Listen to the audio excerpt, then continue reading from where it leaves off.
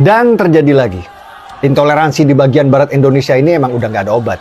Jumat kemarin, siswa-siswi Kristen dari Jakarta sedang melakukan kegiatan retret. Retret itu semacam piknik rohani, liburan tapi sambil belajar kitab dan berdoa. Mereka pergi ke sebuah villa di daerah Cidahu, Sukabumi, dan mungkin warga setempat gerah dengar mereka nyanyi, lalu beramai-ramai mendatangi geruduk kegiatan retret tersebut, mengusir siswa-siswi dari villa, bahkan sampai melakukan perusakan properti dan vandalisme.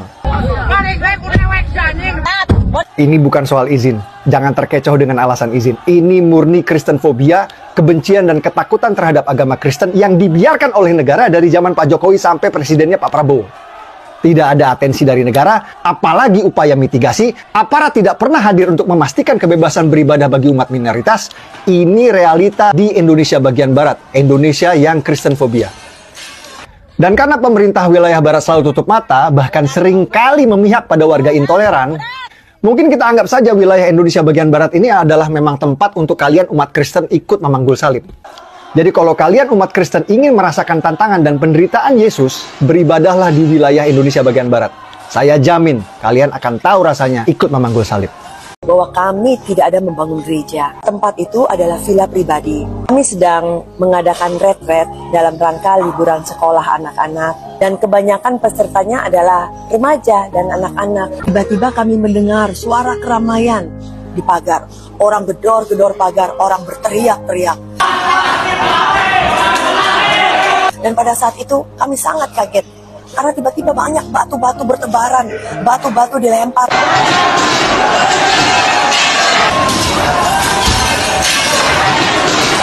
Saat itu kami semua shock. Dan kami keluar dari ruangan untuk masuk ke mobil. Dan pada saat itu kejadian begitu cepat. Sampai anak-anak tidak bisa membawa pakaian mereka, membawa tas-tas mereka, membawa peralatan mereka. Mereka hanya kami giring sampai masuk ke dalam mobil. Pada saat kami mau keluar dari gerbang, semua mobil unit kami yang kami bawa dipukul-pukul, dilemparin batu. Dan itu benar-benar membuat suatu trauma bagi anak-anak kami. Saya baru pulang dari desa Tangkil, Kecamatan Cidahu, Kabupaten Sukabumi. Saya sampaikan 4 hal ya. Yang pertama, peristiwa perusakan yang dilakukan oleh warga terhadap rumah Ibu Nina yang dihuni oleh Pak Yongki dan keluarga sebanyak 9 orang dan sudah berpenduduk sebagai warga desa Tangkil merupakan peristiwa pidana yang harus disikapi secara hukum. Untuk itu, saya meyakini proses hukumnya akan berjalan secara objektif. Saya meyakini aparat kepolisian Polres Palabuhan Ratu Kabupaten Sukabumi akan bekerja berdasarkan fakta-fakta dan alat bukti yang ada.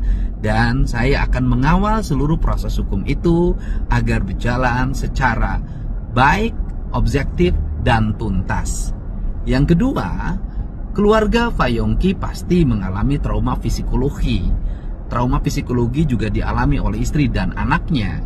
Untuk itu, tim psikolog dari Pemda Provinsi Jawa Barat hari besok akan turun ke lokasi untuk memberikan bantuan psikologi agar keluarga Pak Yongki dan anak-anaknya kembali tidak mengalami ketertekanan psikis dan selanjutnya bisa hidup tenang, damai, dan hidup rukun kembali dengan tetangga-tetangganya dan warga di desa Tangkil.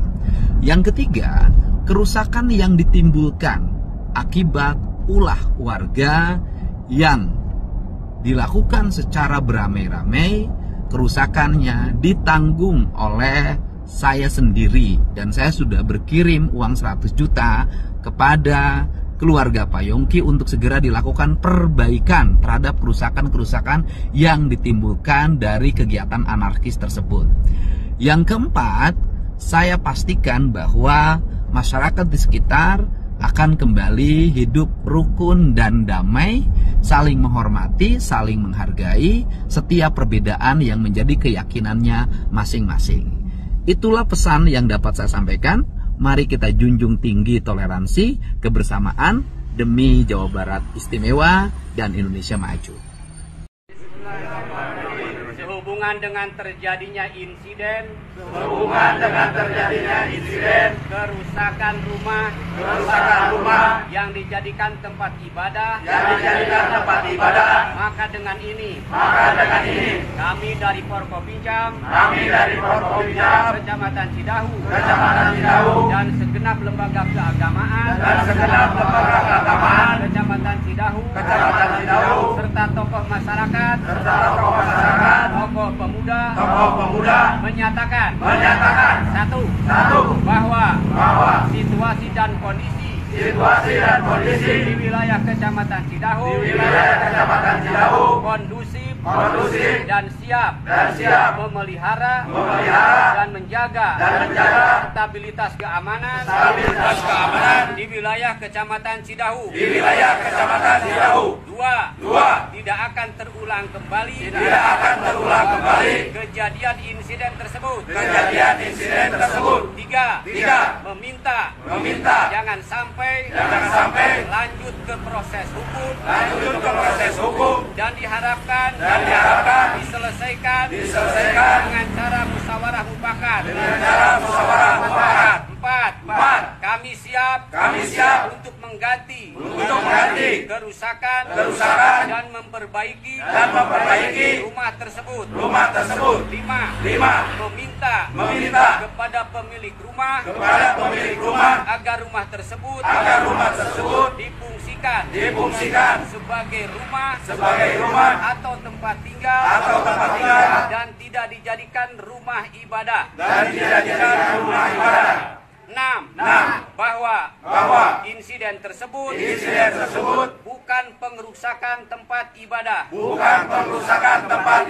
Demikian pernyataan bersama ini kami buat untuk dijadikan bahan sebagaimana mestinya. Cidahu 28 Juni 2025 yang menyatakan Forkopimjam lembaga keagamaan, tokoh masyarakat, tokoh pemuda, Kecamatan Cidahu. Terima kasih.